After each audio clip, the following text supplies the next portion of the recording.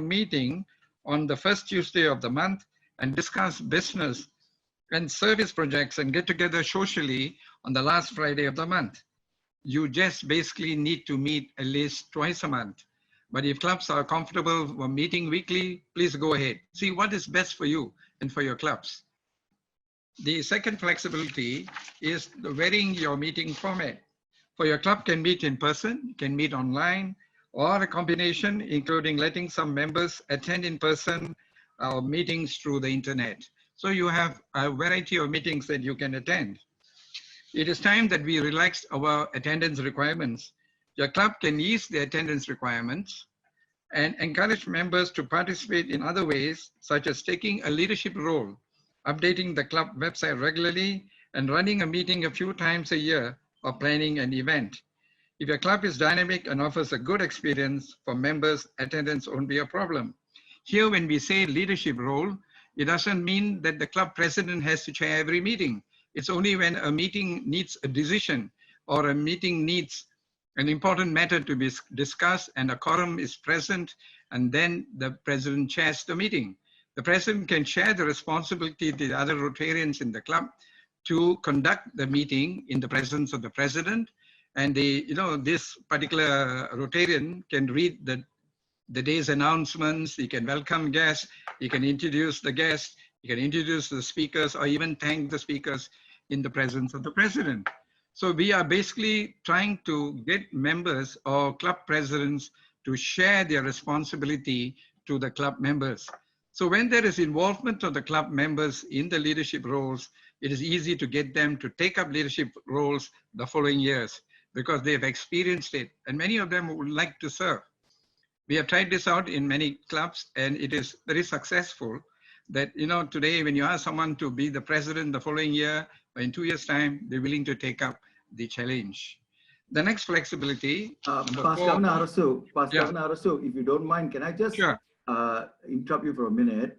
Can I ask all the participants if they have any questions or any clarification you want to seek from PDG Arasu on his talk? Please put your questions and your comments on chat, on Zoom chat. Just type it in because we are following your comments and we are following your questions. Thank you. Back to you, PDG Arasu. Right, welcome. Thanks, Eva. Now, the other flexibility is to offer multiple memberships. Your club could also offer family memberships to those who want to bring in their families, junior membership to young professionals with leadership potentials, corporate membership, which I'll discuss a bit later. And each type of membership can have its own policies on dues, attendance, and service expectations. Rotary will count these people into your club membership and will consider them active members if they pay Rotary International dues and they go through an induction process and they are called as a Rotarian. So you see, my friends, today we have to reach out to the young professionals. When we say young professionals, these are people who have just graduated. They're looking for an avenue or looking for an area or wanting to be attached to some professional body in which they could build their careers. And we can now invite them into our membership. The board of directors will now decide how much is the dues that they have to pay and how many meetings a month they need to attend and what are the fellowships that they're required to attend. And there's no necessity for them to attend all meetings in the month. It is all spelled out by the board. When these young members get into the Rotary clubs and they mix around and they get associated with the professionals in the club, they slowly build up the professionals in the club, identify these young professionals, and sometimes some of them invite them into their corporations or to their associations. And from this onwards, we are now developing the leadership in our youths. So this is a very good area for us to expose the junior memberships into our clubs. Now, when they are in a position to pay the dues and they want to be called a Rotarian, then they go through the process. Remember, all this is controlled by the board of directors of the particular Rotary club. Now we go on to the next, can you go on to the next slide? I will do the Rotary in this. One of the new club models that has come up recently are that all clubs have a similar value and a passion for service. But no two clubs are the same because each community has its own unique needs. Remember, Rotary is a community-based organization, so we need to serve the community. So what are the types? We have the traditional Rotary clubs that meets weekly. We have satellite clubs, we have e-clubs, we have passport clubs, we have corporate clubs, we have course-based clubs, we have alumni-based clubs. So you can see the variety of options that we have in which we are today looking at membership and targeting a bigger area. Now, can you go on to the next one, please? The traditional Rotary clubs, the professionals and aspiring leaders who meet regularly for service, connections, and personal growth. This is what happens on our weekly meetings. People are looking for connection, service, opportunities, and traditions, in which today the minimum number of charter members is 20. The satellite club, which is the next slide, please. The satellite club, a Rotary club is sponsored by a traditional club, but with its own meetings and project and bylaws and the board. Now, those who want a club experience or meeting format or time other than what's offered by the traditional clubs in that particular area, the minimum number of charter members to form a satellite club is 8. So this is a very good option for people who are interested in Rotary. They want to get themselves involved into the system, but they're not ready to get into the Rotary clubs. Now, we are now encouraging clubs to set up these satellite clubs. And from these satellite clubs, you can gauge what is the response and how they are involved. And when they are ready, they get into being chartered as a Rotary club. And this is very successful in our neighboring districts and in many districts in the Rotary world, where an opportunity is given for them. Now, the satellite clubs, the next one, please, were for people who wanted to join a Rotary but didn't have a large enough group to start with. Unlike a regular Rotary club, which requires 20 members to start, a satellite club can form with just only 8 members. Like all Rotary clubs, satellite clubs hold regular meetings, have bylaws, they have a board, and get involved in the community service projects. For a local Rotary club sponsors this club and provides support and serves as a transitional Rotary club. So in the years to come, this particular satellite club will now be, goes through a transitional process and is called a Rotary club. We get on to the next one, which is the e-club, a Rotary club that meets primarily online. This is now getting very popular everywhere because of the virus that is affecting all of us. So people are now trying to form clubs to go online. People who travel frequently and whose schedules make it difficult to meet in person or prefer an online experience. Now, these are the e-clubs, and the number of these charter members are 20.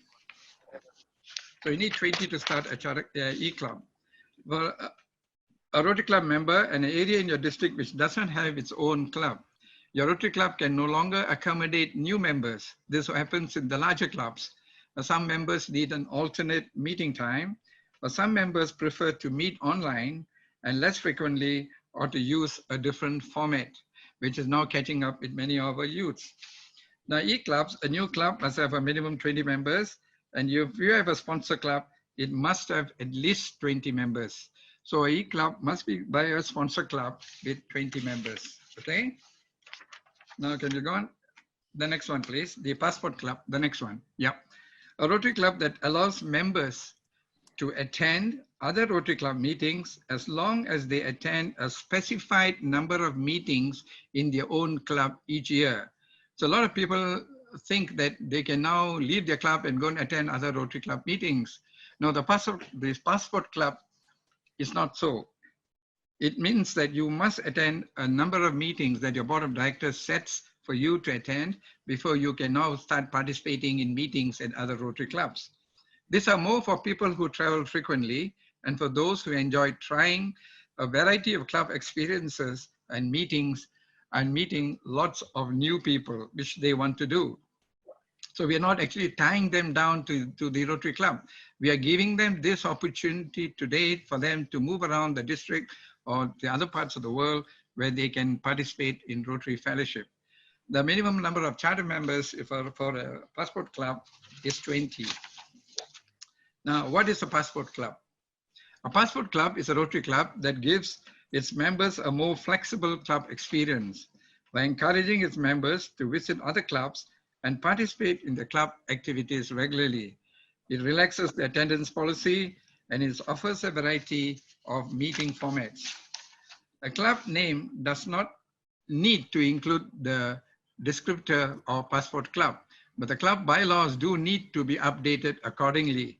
Now, if you find that there's a need to form a passport club in your Rotary clubs, then when your AGM comes up, then you'll have to put it up into the AGM, you put it up into the club bylaws where you have the passport club as a part of membership.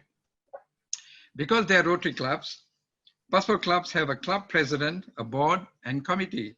The president-elect and other incoming officers attend training seminars like PETS and the district training assembly.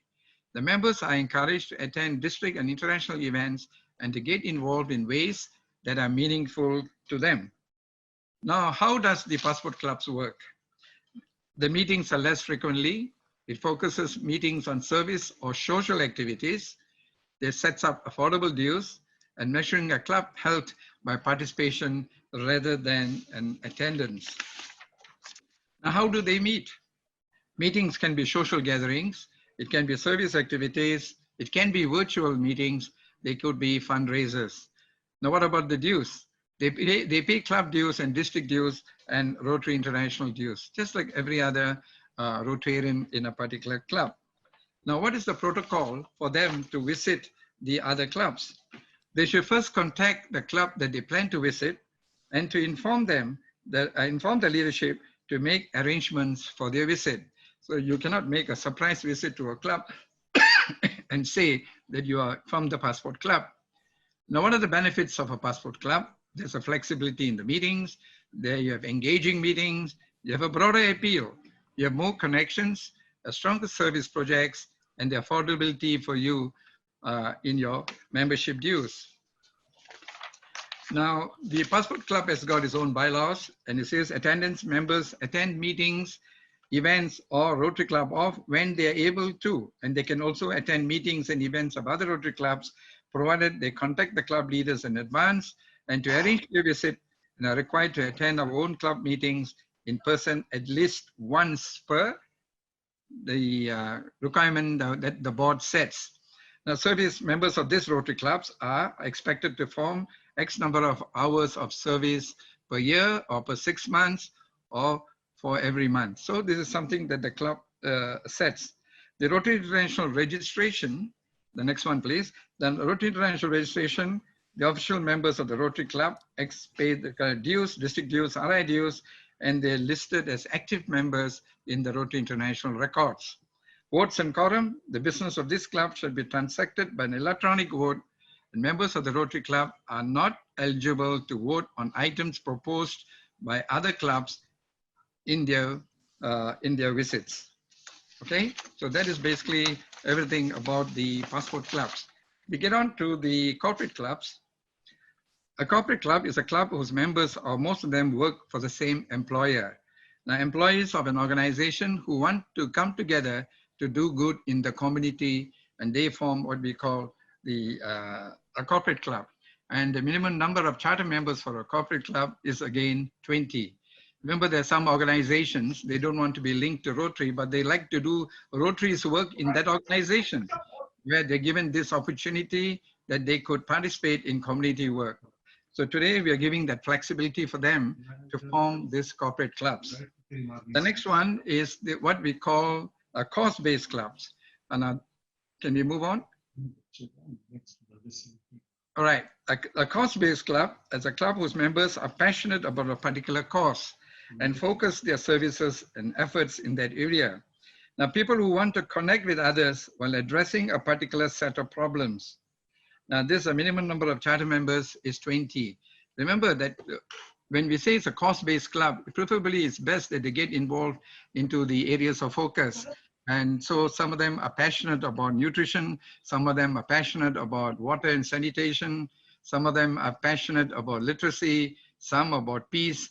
So this group of people, all that they do is based towards that passion for that particular cause. So this is a group of individuals who are very focused. I mean, when they have a speaker, he's going to talk on that particular cause that the club is formed. So this is a very specific thing. If you get the lawyers together, they can form a club and they can identify something that is very passionate to them, or maybe set up a legal aid, which is complementary or something like that, where they're engaging with the community. The question here is the engagement that today we are emphasizing, the connecting and the engagement of the community that Rotary serves. We move on, and to the next one is called an alumni-based club. And this is a club whose members, or most of them, are former Rotary or Rotaract Foundation program participants, people who have participated in Rotary outside of a club. Many of these people who come back from the alumni, they can be the former GSE students, Rotary Foundation scholars, they can be the Peace Scholars, they can be the Ambassador Scholars. We have lost track of these people. Now the alumni are very passionate about what they do. Many of them would like to have the same interest in what they would like to do with the communities, and the experiences that they had or gained through a Rotary sponsored program overseas. So a lot of these alumni today are allowed to get together, form a Rotary club, which is just based on former alumni. The next one that is a little bit more detailed is on the Rotaract. A club of members of the age of 18 onwards. Remember, there's no age limit to Rotaract today. So it's 18 onwards, and that is sponsored by Rotary Club and often works with the club on projects. Now, younger people who want to serve these communities, develop leadership, professional skills, and have fun through service. So let's move on. And this is the fifth flexibility. I spoke to you about 4. The 5th flexibility was for Rotaractors to be members of your club. You can invite Rotaractors to join your club, remaining members of the Rotaract clubs, remaining as members of the Rotaract clubs. If your club chooses to, it can make special accommodation for these members, such as relaxed attendance requirements or reduced fees, as long as they are reflected in the club bylaws at the end of the Rotary year. You cannot straight away put it into your club bylaws because it might not work in your club. You have to see how successful this is in your particular club. So when you review your club bylaws at the forthcoming AGMs and all that, and you find that these people are getting more and more involved into the Rotary Club, you can now build them into your club bylaws. And of today, or recently, because of this change, or where we are now encouraging Rotaractors into membership, in many districts in our region, as well as in overseas, especially in Bangladesh and in Pakistan, and many of these areas, the membership in Rotaract has doubled. So there's a big growth in membership worldwide for the Rotaractors, because today they have an opportunity to be with the Rotarians. It's only that our senior, especially our senior Rotary clubs, are not accepting many of these youths into as a friend of the Rotary Club. Now, the board of directors will set the dues that they have to pay, and how many times they need to attend, and how they can participate in club activities. Now, the next one is the changes to the Code of Policies on Rotaract that is becoming effective 1st July 2020. Rotaract clubs will be able to establish a new club with or without a sponsor. Remember that. They can now form a club with or without a sponsor. Now, this is the big question mark that is happening in many districts and many parts of it, where we are giving them a lot of leeway. Sorry. Now, Rotary clubs will be able to choose other Rotary clubs as their sponsors. Now, Rotary clubs will be open to all young adults at least 18 years old. The standard Rotary Club constitution and the recommended Rotary Club bylaws will be amended to reflect these policy changes. That's on 1st of July 2020. Now, Rotary districts are encouraged to include Rotaractors in every district committee. So in your district committees that is coming up in the years, a Rotaractor must be present or must be a member of some of this district Rotaract, in the district committees, where, today we can get them to organize many events. We can get them to organize pet sets, even the district assembly, of course, with the guidance of the Rotary leaders. And you see that there's a tremendous change in the way Rotary is moving. So we are bringing the young into the fold. The Rotaractors, next slide, please. Now, Rotaractors will pay per capita dues, in future. Now it is set at $8 US, but the amount of dues and the amount of dues and when we'll begin collecting them this has not been determined, but now They are going to start 1st July 2021, I think, where the $8 comes in. The Rotary International President and the Board of Directors and Rotary Foundation trustees should consider how Rotaractors might advise them on Rotaract matters.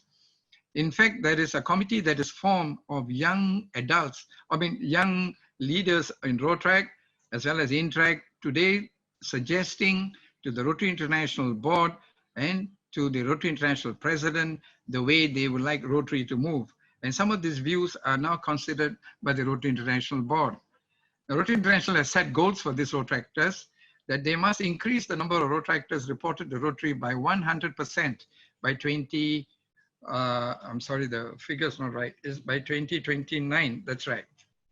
Now increase the number of reported Rotaractors who will join Rotary clubs 20% by 2022, and the increase in the number of reported Rotaractors to 1 million by 2029. These are worldwide figures that the board is now setting for these Rotaract clubs.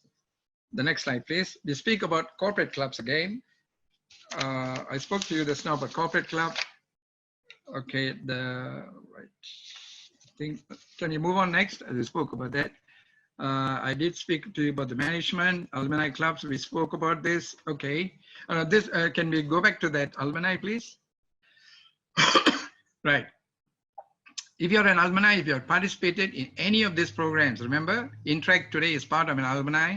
The Rotaract, Rotary Youth Exchange, New Generations, Rotary Youth Leadership, RILA, Rotary Peace Fellowship, Rotary Scholars, vocational teams. RILA rewardees today can get together and, form an alumni club, which we should keep track of our former ex-RILA awardees, the grants for university teachers, exchange programs, but whatever they do or however they form, it's 20 to charter a particular Rotary club. Okay, that's it. Can we move on to the last one? Right. I think that's about the, can we move on? There's one more part of this before you finish this. Okay, right. Thank you. I think I finished my presentation and I would like to now open for discussion. Maybe, how much time do you have, Siva? I think we have half an hour. We have half an hour. Arasu. Excellent. And thank you very much for that wonderful presentation where you've shared with the Rotary clubs the extent to which RI has now changed, if you will, the way in which Rotary clubs can operate. Yep. And you mentioned, among other things, you mentioned that now there are multiple categories of membership, and there are also different types of clubs that can be formed. Okay. And in the course of your conversation, one of the things that you have said is that the RI has relaxed the attendance requirements. Okay. In your view, the first question for you is, in your view, right? Do you think this is a good thing or a bad thing that the attendance requirements have been relaxed, and to what extent have they been relaxed? In my view, attendance requirements here means, you see, last time, if you remember, the original thing is, if you miss 2 consecutive meetings, you cease to be a member of the club and you don't have to be officially notified. Do you remember? Yes, that was correct. There before, correct. Yeah. Correct. So I think there was a lot of pressure on the membership at that. And many council organizations that they went through, they've been always talking about this attendance and whether Rotary needs to meet every week. And the earlier years, all the time when it was presented, it was shut down until the stage when it reached that we were competing with many other service organizations where it was more attractive to the youths. So the rule had to change. But what we are suggesting is, it's not that we relax the rule, but you must attend your own Rotary Club meetings. I think that is something that is important, because if you don't attend, how are you going to build the fellowship and the friendship that Rotary is very proud of? So I think that is an area where the clubs will have to be a little bit stricter on the part that the member is not attending. The problem lies in our clubs is we do not do a bonding with our membership. See, Rotary membership is all about building a relationship. If we do not have a relationship with our own club members, you cannot sustain or hold on to members in the club. And it's like a product. Unless a product is attractive, nobody's going to buy into your product. So the membership itself has to be an attractive product where there's a good program, there's a good attendance, there are good people attending, good variety of meetings, a good format, starts on time, finishes on time. You know, things like this makes the club. But I think attendance is, when they waive the particular thing, they're trying to see whether it is going to help build a better Rotary tomorrow. You see, none of this is permanent. Remember, there's just suggested changes in the way that we are trying to accommodate membership, because we find that worldwide we are losing our current membership status. We are still at that 1.2 million, and we are not growing in the existing clubs. We are only growing in the new chartering of new districts and the chartering of new countries and in new Rotary clubs. That is where the growth is, not in the existing membership. Yes, thank you. Thank you. Sorry. Nicholas, are you there? I don't see you. Nicholas? Our host. I've been here all this while, yeah. Can you please spotlight the speakers when they're speaking? I'd appreciate that. Yeah, it is spotting right now already. Yeah, you were spotting on the GDL just now. Yeah. Oh, is it? Because I on my laptop, the spotlight doesn't appear. Okay. Okay. All right. Can I ask our incoming Governor, K.S. Teo, who is with us this evening? He put in a comment that, you know, that our district is encouraging clubs to charter with 25 members. Perhaps, you know, KS, you can share your thoughts on this? Yes. Yeah. Now, when I was the district membership chair, of course, you know, RI's guidelines to charter a new club is 20. But based on the survey and also feedback internationally, those clubs chartered with a minimum membership of 20, and they can't even last for 3 years. 50% of these clubs just die off. That's why you see a lot of no members who joined the new club with a minimum of 20, and quite almost immediately, you know, 2 years, 3 years, they die off. So to really, you know, protect this, these Rotary clubs, in fact, we really brainstormed together with even the PDG, you know, Dr. Siva, with Polly and a few others, that I think we should have at least a minimum of 25. In fact, some even proposed 30. You know, let's say immediately after 1 year, maybe about 10%, 20% will leave. That's always the attrition rate. Now, if 10, 20% leave, let's say, for example, if you have 20, what happens? Immediately you fall below 20. And 1 more year, in fact, if you look at the statistics, most of the members leave within 2 years. Almost 50% of the members, new members who join, leave within 2 years. So if really this is the case, then again, we are having clubs with small number where the in terms of no strength, in terms of will not be there anymore again. So as far as the district is concerned, we are encouraged. Of course, you can say, you know, oh, RI says it's a 20. No, this is a minimum. We want to go ahead, but we encourage you to get at least 25. If you can get 30, that will be better. In fact, some other districts, they set a very high, you know, minimum number, 30 and above, to really, you know, for you to charter a new club. Yeah. Yes. All right. Yes. Thank you. Indeed, in the Philippines, in District 3830, the one in Manila, the Makati district, the requirement is 35 to charter. Yeah. You know. So okay, PDG Arasu, there is a question from Rotarian Shankar, past Assistant Governor Shankar from the Rotary Club of Butterworth. He wants to know how many satellite clubs we have in our district and whether these clubs in the past have been sustained. PDG Arasu? Yeah, sorry. In our district, I'm not sure whether we have any satellite clubs at the moment, but in the neighboring districts there are. But I'm not sure about these satellite clubs in our district. See, this is also one of the areas where we need to explore if we are looking at bilingual clubs. If you're looking at a particular Mandarin English speaking or a Malay English speaking clubs, they can now get into the satellite clubs. And from there we can develop them further. But I think to the best of my knowledge, I'm not aware whether there's any satellite clubs in our district, unless there is one in Penang, but I'm not sure whether no, that, none. yeah, None. not so far. None so far. Yeah. Now, going Yeah. back to the earlier question that Chaos had mentioned, you see, the ownership or the chartering of the Rotary Club cannot be just left as it is. You know what I mean? The drop in membership, the drop in the failure of these clubs in 2 years, 3 years is because, number one, there is no leadership from the district or from the club to see, or from the sponsoring club to see the presence of the existing of this club membership. Remember, some couple of years ago, I moved a district resolution where it says that a governor that charters a club is responsible for the club for 3 years. And he is supposed to report to the Council of Governors meeting as to the progress of these clubs. Now, some have taken it seriously, some have not. So this is another area where in the excitement of chartering new clubs, at least there is a responsibility to the district leadership to look into the healthy nature of these clubs. That's number one. Number two is, my suggestion is to get a senior member from the sponsoring club to now get into this new, into this chartered club as a member, at the same time maintaining the membership in the senior club and to nurture the members in this particular club.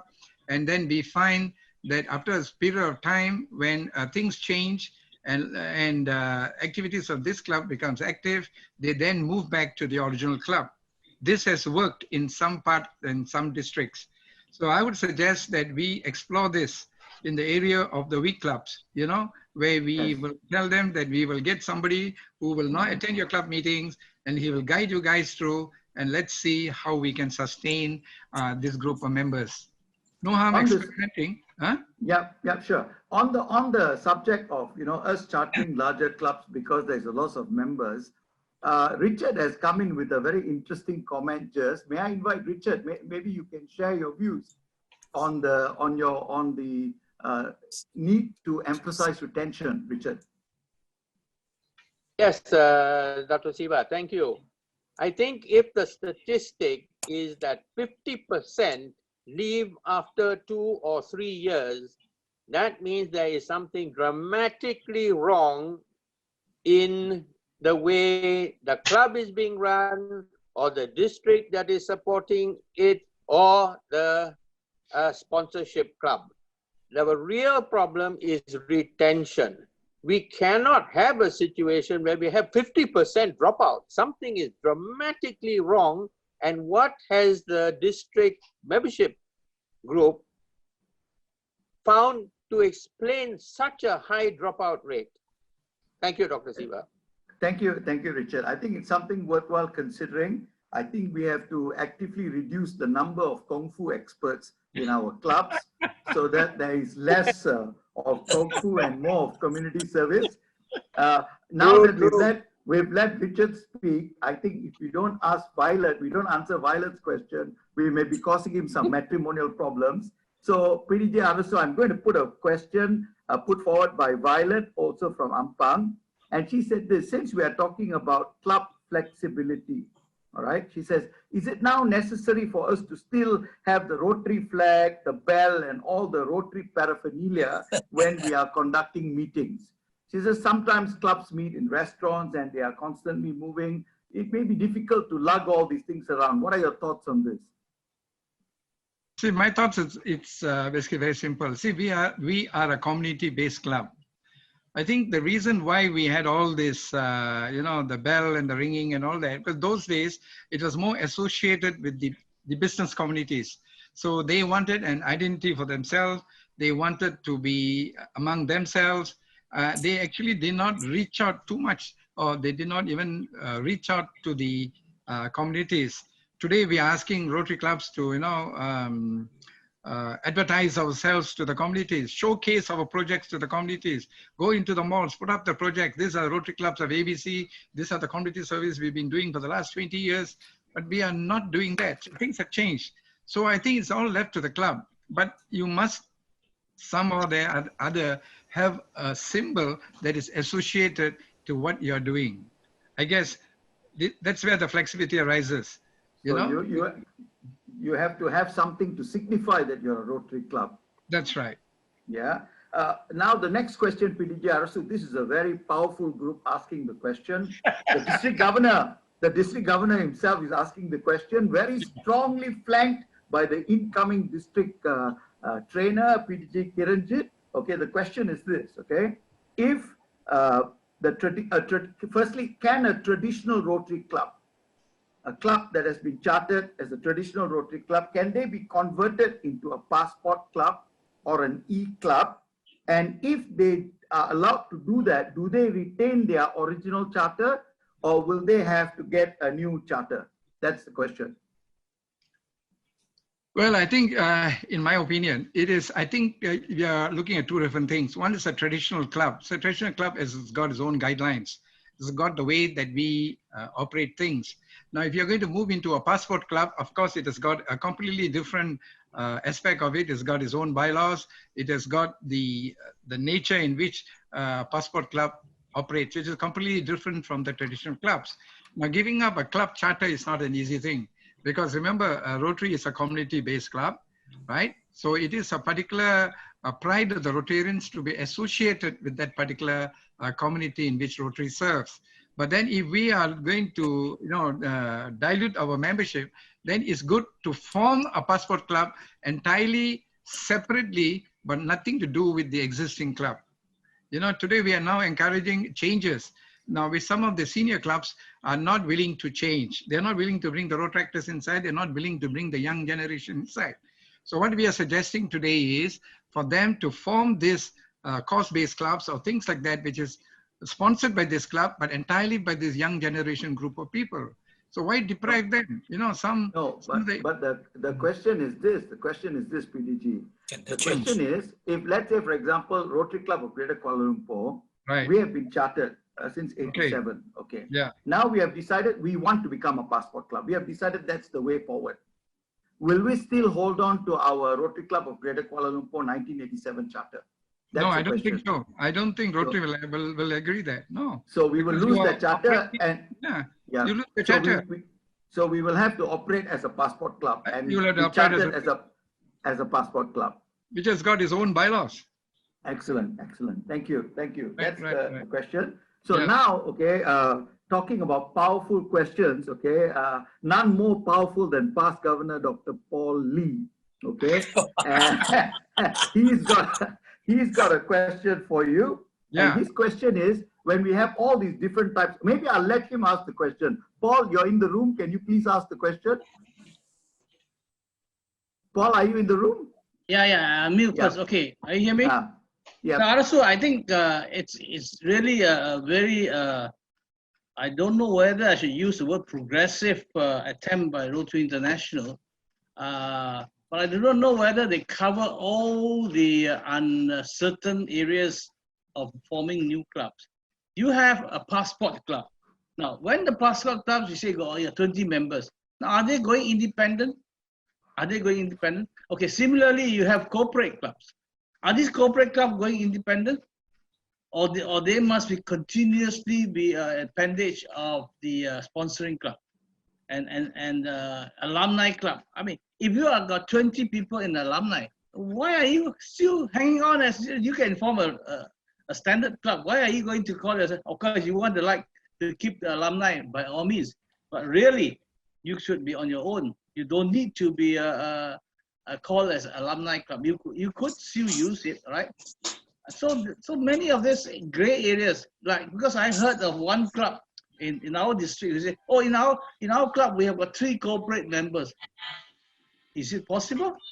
Either corporate club is a separate entity, or is it that when they reach 20, then they break away? Before that, they are still part of the Rotary Club that's with them. So these are gray areas which we need to really sort it out. Because at the end of the day, the reason why some of these clubs cannot survive is because if you leave them on their own, they can't survive, right? So if you have a passport club, you have a corporate club, whatever clubs you call it, whatever name you have, if they cannot survive, they either continue to be an appendage of the mother club, or what are they going to do? So you see, when you have these names, they're only in name only.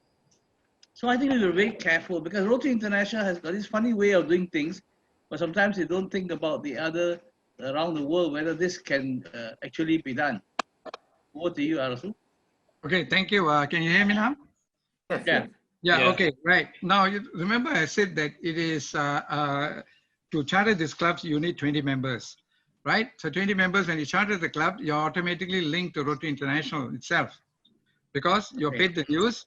You are you are part of the district body, in which the district is now responsible for the workings of these alumni clubs and all these clubs. So everybody basically comes under the district. It is not that they're independent. They're independent. Independent, yeah, on their own. Yeah. They're on their own, but they have the district still has a responsibility for these clubs because the very name of doing Rotary work using a different name, then I mean. The organization is still responsible for these people. Yeah. So it is just another model in which we are now looking at targeting memberships because you see what has happened over the years is Rotary is no more an attractive organization for groups of these people because the way we were operating was not. So this is a different club model altogether. So it is something that we are trying it out. And like I said earlier, it's going to be there for a pilot project or maybe 3 to 4 years or maybe 5 years. And then we will see whether there's a success to any of these projects, any of these models.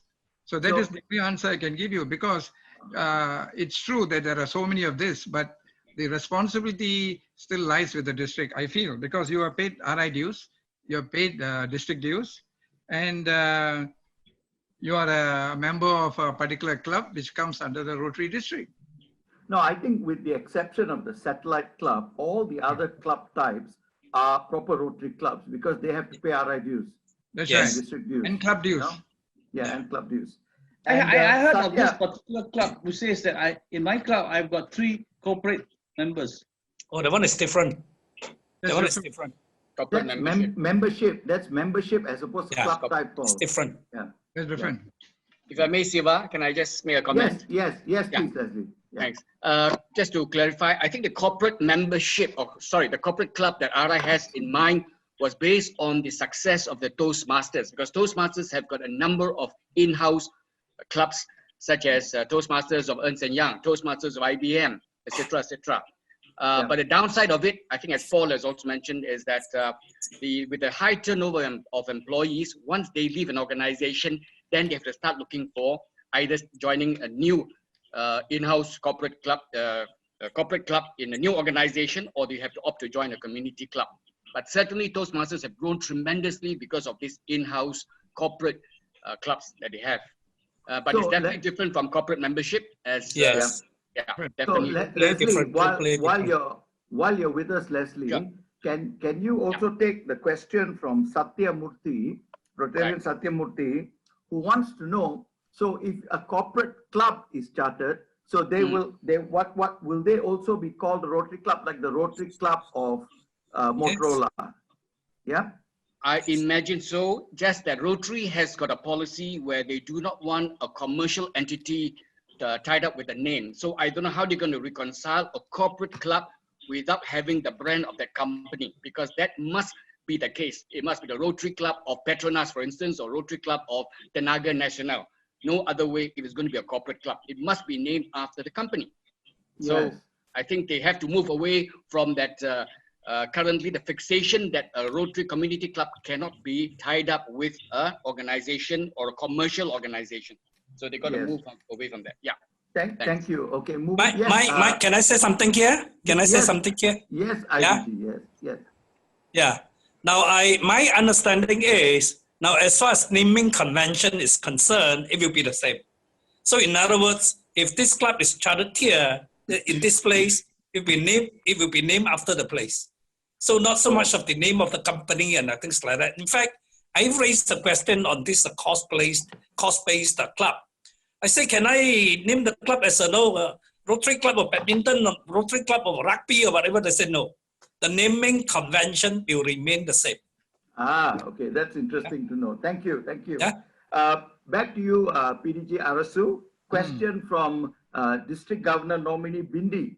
She wants to know what is the criteria for establishing an alumni club in terms of what is the minimum number, what is the charter number, what their meeting schedule is, what kind of dues they'll have to pay for an alumni club. Yeah, okay, fine. See, basically the alumni club are ex-alumni, you know. They can be, like, as I mentioned earlier, Rotractors, youth exchange, anybody who's benefited from a Rotary program. Now, when they get together, the minimum number to charter these members are 20, and they go through the process of paying the district dues and the Rotary International dues, and they are a group of people who have got a common interest. Say, supposing the youth exchange guys, you know, they have an interest on exchange programs, fellowships, international host fellowships, all kinds of things that they have an interest line. At the same time, they want to maintain their own friendship with that group, and they want to do community service or be associated with the Rotary work in that particular area. So that is how the alumni are encouraged to form, because we have actually lost track of our alumni. If you ask me, in our district, there was some good job done. I think Krish did a great job of putting a listing down, but then after that, there were not much of follow-ups on the alumni. So today we are giving them that opportunity that they can form a Rotary Club. Excellent, thank you. PDG, Rotarian Kristan. Can I just add on, Siva, can I just add on to that? Sure, Bindi. Sure. Once it's established, and if they want to induct new members, do the new members also have to be alumni? Yes, they have to be alumni. Excellent. So all the entire membership all the time has to be alumni. Alumni, yeah. Can I add on a bit? There's a alumni club called the Rotary Club of Colombo Reconnections, I believe, which is made up of former GSE and other alumni members. So all the members are automatically alumni only. Nice, right. Thank you for your input, Krishna. Kristan has asked this question, which I find very interesting. And I think you'll like this one, PDG Arasu. Chris says, okay, if now we can have junior members in Rotary clubs, then what is the need for Rotrac? Okay, fine. You see, when we talk of junior membership in Rotary clubs, basically these are professionals, young professionals who are not with the Rotrac movement. It's good to put them onto the Rotrac or suggest a Rotrac club for them to join. But many of them, in many parts, there are many areas in our district, for one, don't have many Rotrac clubs. So if they don't have Rotary clubs, then the best option is for them is to get into the Rotary clubs. So the Rotary Club gives them that part of junior membership. Now, when we say junior membership, we are actually today looking at children of Rotarians or people in the Rotary families who have today had that Rotary experience, and easy for them to get into the Rotary clubs, and hopefully they will form or become Rotarians. But many of them don't like to, because you know, when they come to your club, they call them, come boy, bring me a cup of water, come girl, give me a cup of tea.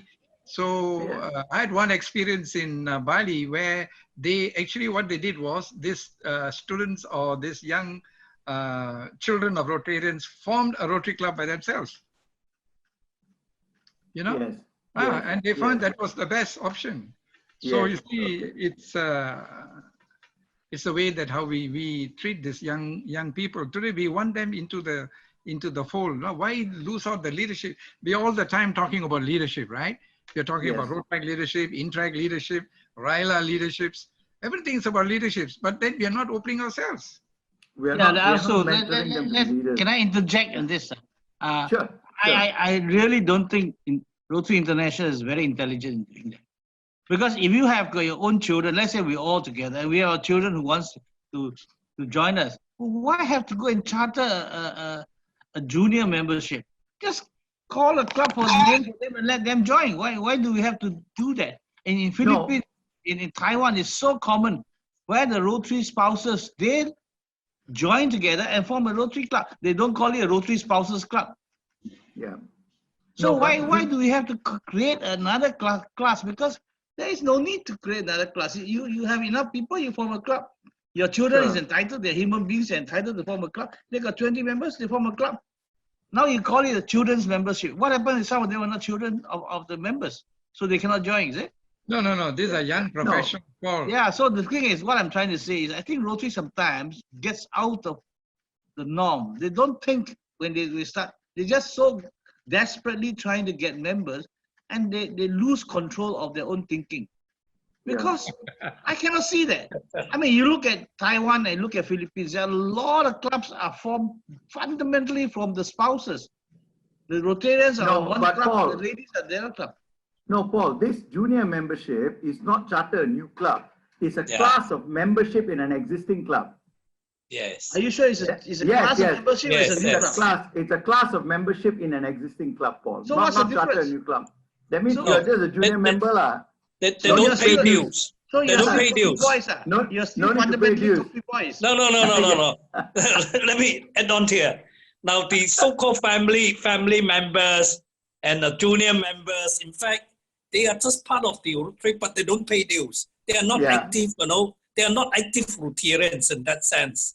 They just want them to be there with their parents or whoever, just to get a feel. But Kes, since you're there, I'm going to put another question to you. This comes from Rotarian Kong. He says, can retired, now we are at the other end of the spectrum, can retired Rotarians who do not wish to be active, can they still be Rotarians? Now, as far as Hooker Connect is concerned, there's no wrong age to become a Rotarian. Even if you're 90 years old, you can join. So long you are adult of good standing, you can join. But of course, it all depends on your club. Now, attendance is not mandatory, it's not compulsory. In fact, in our clubs, 100 over, many of them, they don't even attend meetings. But when you come to contribution, they are there. First one to be there. These are people, in terms of engagement and involvement, they are there. So as far as if you ask me this question, I say yes, why not? Because there are many ways to contribute. Yeah. Back to you, PDG Arasu. We have a question here from Suba, Rotarian Suba, who wants to know, he says, I believe smaller clubs should be merged for effectiveness, and if we want to improve the numbers and quality of Rotary membership. Your thoughts, PDG Arasu? You see, no one club wants to give up its charter. Right? Let me tell you, it's simple as that. And merging is not an easy exercise, especially in our Asian concepts of looking at, you see, it is quite, in fact, a district in the US has merged. In Europe, there's a district that has merged. A district, as the clubs have merged. And the number of the number of Rotarians are less because they find it's not effective. But it's not going to work in our district. Basically, we love to see smaller clubs merge, if you ask me. But then nobody wants to give up the membership. We have got experiences where there's one Rotarian who held on for so many years. Remember the guy up there, not one member in the club. He kept the membership going, and finally it grew. Today they are doing a great job. So how are they going to merge? Yes. And then, of course, there are other clubs like Greater Kuala Lumpur, my own club, where actually three clubs, Brickfields, Lembah Damansara, and Rotary Club of KL North, we merged. And today, the essential membership of the club are the members of Rotary Club of Brickfields. So I think merger is a very difficult and intricate subject. Okay, moving on to the next question. This comes from Rotarian Shankar from Rotary Club of Butterworth. He wants to know that now that people can self-sponsor a Rotary Club, are there any guidelines to this? Are there any guidelines to self-sponsoring a Rotary Club? What do you mean by self-sponsoring? That means now, family sponsoring club. No, you mean family sponsoring club. Yes, yeah, you don't have need to have a sponsoring sponsor. club. Yes, you can write directly to RI and you can ask for a club to be formed. Yeah. But remember, the signature on your charter certificate is by the district governor. Yes, that part I understand. Yeah, I mean, but the charter certificate is different. Go ahead. Yeah, you can bypass the district and go to RI and get a certificate. But if the governor does not sign, What is the basis of that certificate? You'll become stateless and you have to join the Myanmar refugees. True. Okay, Dinesh, Rotarian Dinesh, PDG Arasu has a question for you. He says, why has the age limit been removed in road track? Okay, won't younger potential members now remain in road track instead of coming to Rotary? I do not know. Maybe Dr. Rajendra can answer this question as to why the last council they decided to remove that age. Dr. Rajendra, are you in the house? Yep. Yes, I am. Yep. The reason was because it was 30, isn't it? And some retractors felt that 30 is too early. They wanted to stay a bit longer. So what they have said is each Rotract club will decide on their upper age limit.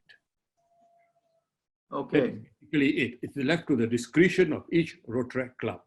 Because people were fighting. They said, why 30? Why not 35? They say, okay, you decide.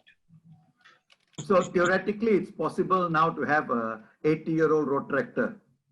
Well, why not?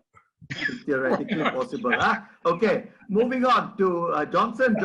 Johnson has announced that the Rotary Club of KLCC is going to charter a bilingual satellite club in Kuantan. So let's congratulate KLCC on that effort.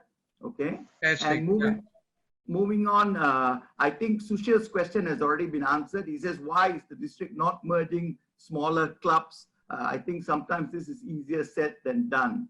Now, the district governor, Leo, has raised the question about why RI is making it so difficult to terminate clubs. Since the district governor is here, may I invite him to express his opinion to all of us? Is he here? You must be here to have asked the question, Leo. Yeah, okay. I'm just wondering with this RI contradicting policy. Why RI make it so difficult to terminate club with less than 6 members when the COL clearly stated the governor can recommend to the RI board for termination? And to me, I find it is the RI is just like NATO, no action, talk only. And we have done so many things. We have sent volumes of documents to Rotary International, no? With even the signing of the 4 preceding successors, the DGN on it, and yet they come back, what is your rehabilitation plan? When we already told them all the rehabilitation plan.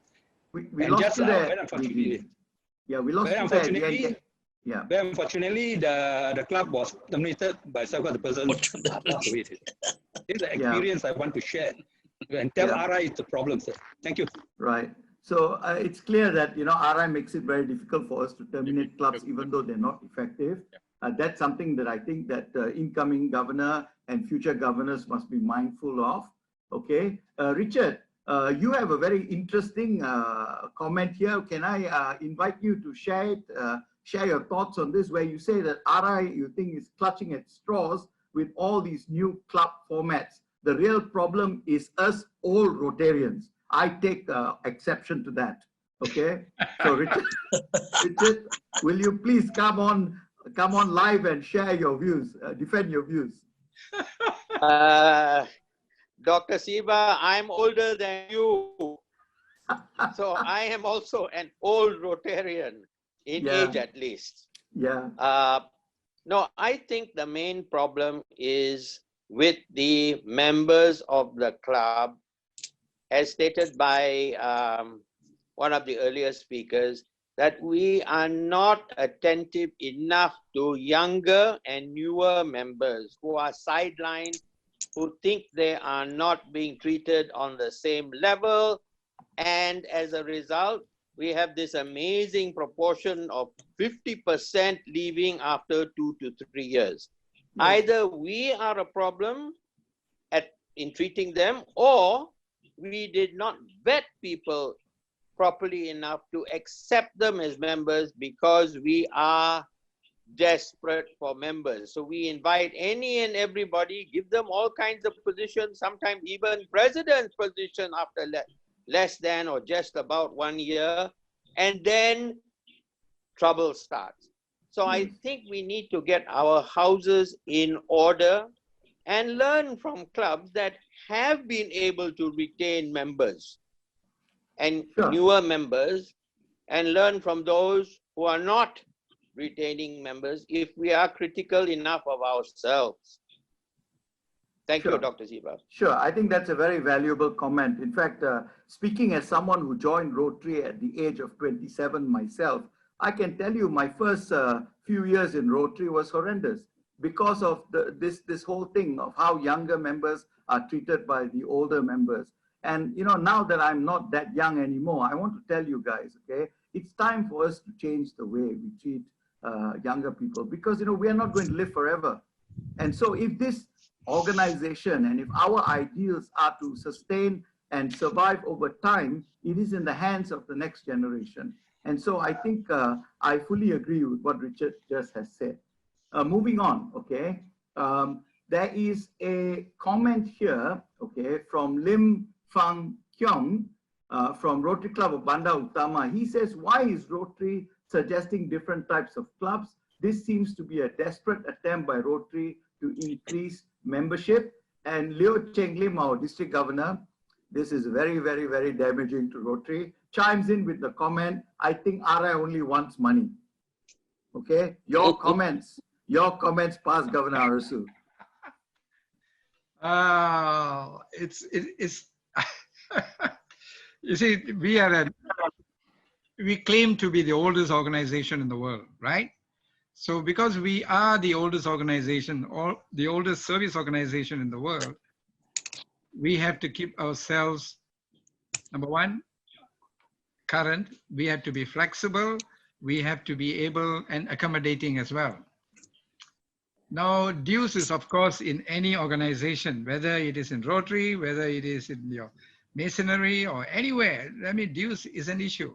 But how can an organization function without dues? I do agree that we are looking at dues, because if the membership drops, of course, even in our own Rotary clubs that we are functioning, if the membership drops, the few members that are already in the club are paying for the others, are paying for the meeting expenses and a lot of other things as well. So going back to the part on the termination that DG Leo that mentioned, you see, Rotary International is an organization that will not simply close a Rotary Club until it is verified. Of course, your full leadership can certify, but it does not mean that what they are certifying can be true. That is why sometimes they organize an independent group of people to investigate the method of termination, because sometimes a lot of politics that comes into the picture. Today, even onto the Rotary groups, you know, what we call into my Rotary, I've got a complaint in one of the regional areas where a particular governor has gone and just, not the governor, the opposing candidate in an election has gone and removed names from the list. So you see, today it's a big issue. So there's a lot of things that we really got to look at to do, and dues is an important element. You cannot run away from the fact that RI will have to look at dues. But overall, we are serving the community as well. The foundation is doing extremely well. And closing a club is not an easy thing. It's easy to form a club, but it's difficult to terminate. Remember, I've always said this in my mantras. It's easy to induct, difficult to retain, even more difficult to terminate. So when you look at membership, we have to look at all these aspects. Sorry, I hope I have answered something. Yeah. Sure. I'd like to invite DGND Krishna. He has been sharing some comments on junior members as well as club, what needs to be done by clubs in their bylaws. Perhaps you can share this with us, DGND Krishna. I think a club that exists now, if you want to, these are membership types. So if you want to have a membership type called a junior member or a family member, all you need to do is make some changes to your bylaws.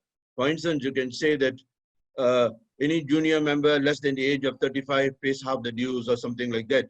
Or if you want to call it a family-based club, a family club, you can say that a family membership, members of the same family would pay half the dues or something like that. Similarly, if say you're talking about a club type, for instance, a cause-based club, now you can either charter another club that is formed where the members only want to do projects on that particular cause. Now, supposing my club, Rotary Club of Malawati, if we want to focus only on educational projects, we don't need to form another club called Rotary Club of Malawati Education or something like that. We just change our bylaws to reflect the fact that this club will now focus its projects on educational projects. So in effect, we're actually a cost-based club without having to change or without having to tell RI that we are changing, but it's just a change in your bylaws. As long as the members agree and the club functions accordingly. Sure. Your thoughts on that, PDG Arasu? You have any thoughts on that? No, I do agree. You can, the bylaws is up to your club, whatever you do with your bylaws, because remember your clubs are autonomous. But then when we are looking at cost basis, we are actually targeting the outside your Rotary Club members, the new group of people, new group of professionals who are more interested in cost-based activities rather than the rigid way Rotary clubs are run. So that is a different kind of a club model altogether. You know, you can change whatever your traditional clubs are doing, please carry on with your traditional work. Why don't you form a Rotary Club of cost-based interest, people who are people who are interested in a particular cause, preferably in the areas of focus. Easy to get your international fundings, easy to get your global grants going if you're more focused towards the areas of focus. So my friends, you got to look at it in a different aspect. Of course, your bylaws, you can change it, but then it doesn't reflect good for the club. PDG Rajendra has a question. His question is, what are your views on global membership?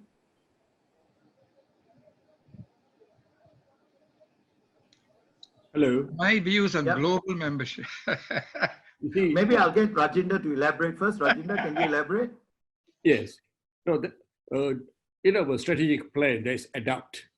And there is a talk that they will adapt clubs. There is a talk going on that Rotarians could just join Rotary International directly. Okay, this is something ongoing. And maybe it might come through in the near future. So, Dr. Arasu has been a Rotary coordinator. I'd like to hear what he thinks of this type of membership, where you don't belong to a club, you're a member of Rotary International. Well, if you ask me my views on this, it is, I'm very traditional. I'll stick to the existing thing till the next Council of Legislation makes a decision on this. How am I going to comment? Because whatever I comment will be quoted. So I don't think I have to wait till the COL now next meets and whether they are really going to consider this kind of membership into our organization. Okay, Kong wants to know this. Okay, Kong says, okay, he says, why don't we allow Rotarians to have multiple membership? Many of us work and live in several time zones. This flexibility will have positive impact internationally and to overall growth. Your thoughts on that? If you want to have multiple memberships, remember you've got to pay multiple dues. Yeah. Right? Now this will be another issue because exists in our districts, our dues are considered very low. You go to some of these countries, the dues are extremely high. So why are you taxing yourself with so many aspects of it when you can get into the passport clubs, you can get into attending another club overseas, participate in their meetings and pay their dues. Now if you're looking at getting involved in other clubs, remember you are basically going to pay for something that you're only going to be there once in a while. So that is my view on this. Yeah. All right, Raj, just 1 minute, IDG. Raj has raised a very interesting comment on the issue of retention. Raj, can you share that with us, Raj? Yes, thank you. I was just wondering, after going through the flexibility options, it's a good option, but our biggest problem is retention. We even had a comment earlier that 50% of the members less than 2 years are leaving. So I was just wondering which flexible options or how these options can help our retention problem. That's one. As I'm here, I'm going to ask another question. Yeah. Yesterday, I was in a meeting in a club in India. There was a senior RI officer, the RI director nominee.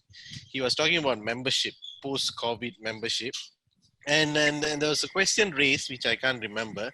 But in his answer, he mentioned that when the club full of older members, and then you have a younger member who come as a guest, do not induct the younger member. His proposal, right? And he said, instead, send that younger member to a club with more younger members. So the chances of him learning Rotary and gelling into the Rotary circle and understanding Rotary is faster, and he will stay in Rotary longer.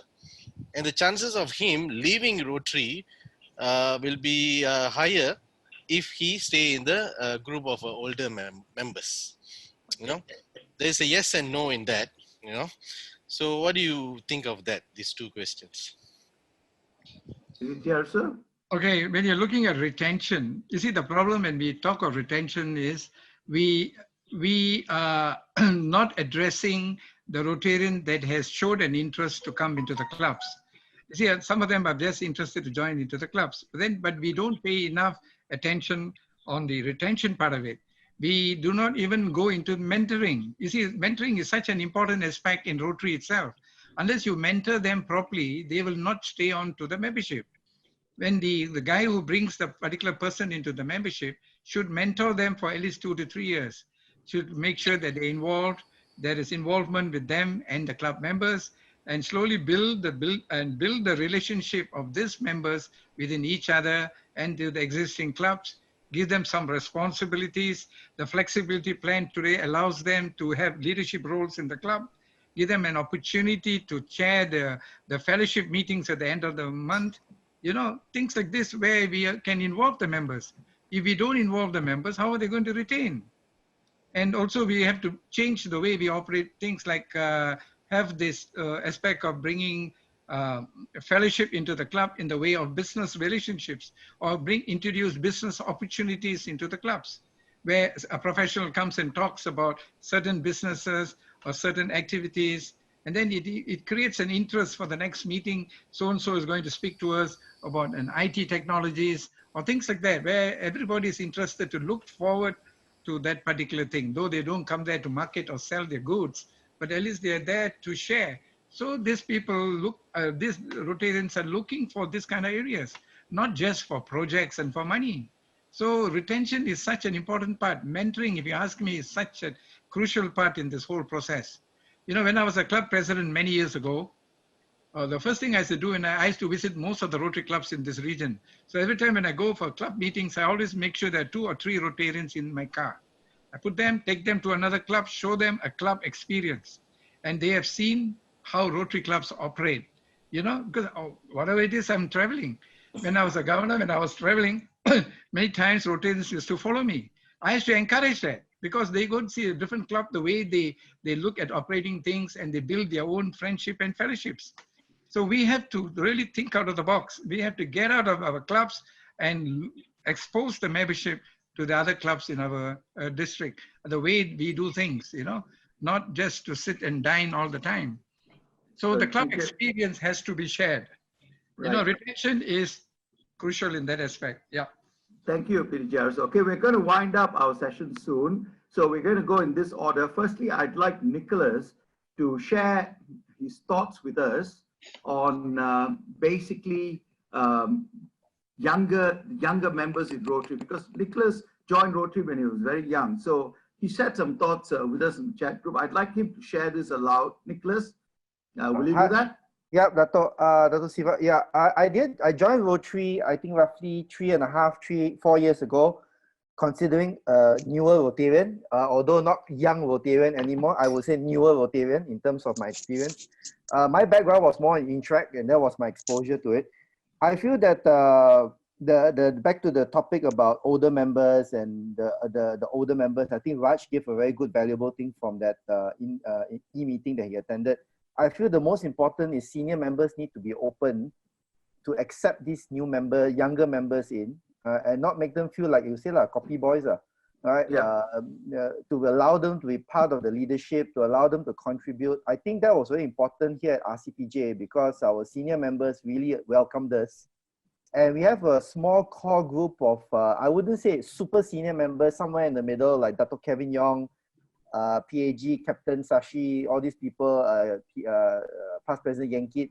these are people who are senior in terms of the years of experience, but they are able to slowly be the bridge between the younger Rotarians and also with the more senior elder Rotarians. I think that worked wonders because they became the bridge between the age generation and also with the older ones. So we younger Rotarians got to see the exposure and experience, but at the same time, the older Rotarians get to hear some new ideas and everything. I think that's generally how I will look at this more as a best practice, or maybe my sharing, that's all. Thanks, Nicholas. Appreciate that very much. Yeah. So the last few words will come from the district trainer, then we will go to the incoming district governor, and then the last closing will come from PDG Arasu. So district trainer Kiranjit, your thoughts, if you're here with us? Okay. Any thoughts? Yes. I can see from the great presentation and the questions that's come, we really have a very strong interest in building membership here. And with your target and IDG's target of getting our district membership to 2005, this session is truly valuable. Unfortunately, I'm hinting to everyone we need to wind down because, well, you've kept 85 strong, 100 strong going for the last 1 hour, 15 minutes. So few more to come. Thank you very much. Thank you. Okay. Good topic. Thank you. Incoming Governor, KS Teo. Yeah, thank you, Dr. Siva. Now, first of all, I want to touch on the multiple membership. I think someone mentioned about multiple membership. It's not a question, but it's a comment. I don't think RI allows multiple membership in the first place. Yeah, so let's make it very clear. No multiple membership. Now, thank you also. Unless it's a Rotary membership. Yes, unless, yeah. And in fact, PDG Dr. Arasu, this is a fantastic, wonderful kind of session. Very interesting, very interactive. Yeah, a lot of new ideas. I just hope all of us can take home with these new ideas and going forward and to grow Rotary with these new ideas. Yeah. Okay. Thank you so much. Thank you. Okay. And so the last word the concluding remarks from PDG Arasu. Well, it was a very interesting and informative session. I've learned quite a bit, and I've also I hope I could share some of my experiences, but I think what is important is membership is such an important element in the club. Yes. You know, we really have to seriously look at memberships. So, so I look forward to the new growth in our region. Remember, so far we've been doing very well. I think we had 100 over members in the net increase in the membership. Now, COVID is going to be a big challenge for us in membership. But I'm sure we will come through this because I always believe that there is light at the end of the tunnel. So we will come through it, not to worry. But it's just that I've shared a lot of this. So let's explore this and see how we can move forward in the years to come. Thanks. Yeah, thanks, Shiva, for moderating this because you handled the questions very well. And also to my host, Nicholas, as a young Rotarian, I find you very dynamic. Thank you very much, my friends. Thank you, my friends. Thank you, PDG. Thank you. Okay, thank you so much. I'd like to say a few words on behalf of the room. Nicholas, can I just share one comment from Anthony? Sure, go ahead. Right? Okay, before you close the session, I think this is really very valuable. What Anthony said is this: community clubs, global clubs, passport clubs, course-based clubs. We are struggling with an existential question. Why do we exist, and can we continue to live out our values in changing times? This is what we all need to think about. Thank you, Anthony. Okay. Thank you, everyone. On behalf of PDG, Kiran, our district trainer, and on behalf of the room technical team and the rest of the GDLs, I'd like to thank everyone here today. Most important, let's give a big round of applause to PDG Dr. Arasu and his resource today. Right? PDG Dr. Nanda. Right? Everyone who contributed all their questions and their comments. DG Leo, IDG KSTO, DG Bindi, DG ND, Dr. Krishna, everyone here from the district, past presidents, president-elects, fellow Rotarians and friends. I thank you everyone. Just a quick announcement for tomorrow's session. We have PDG Dr. Rajinder talking about District Interact Service Committee opens opportunities at 11 a.m. That will be in, yes, the resource person is IDG KSTO. And in the afternoon, to cap off the entire room session, we have PAG Dr. Bernard Chan and PAG Nagesh to speak about the Zoom transform and rollout, and also a session wrap up by incoming District Governor KSTO. So please don't miss our session for tomorrow. So I thank everyone for joining today. Stay safe and have a remaining good Sunday ahead and a good weekend, good week ahead starting tomorrow. Tomorrow we have 2 resource persons for the international service session.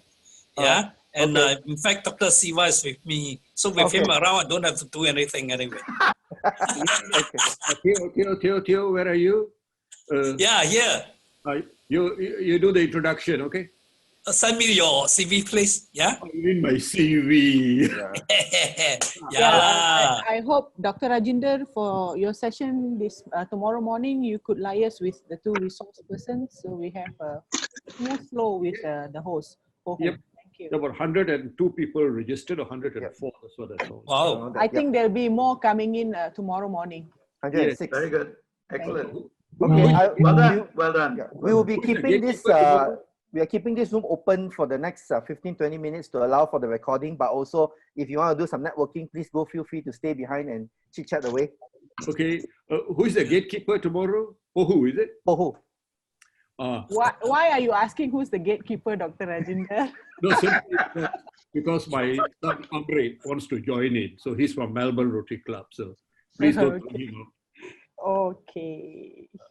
Who is going to charge everyone? Every session, he said, charge will be levied. Yeah, virtual money will give you, no problem. Yeah. Virtual Bitcoins. Yeah. You pay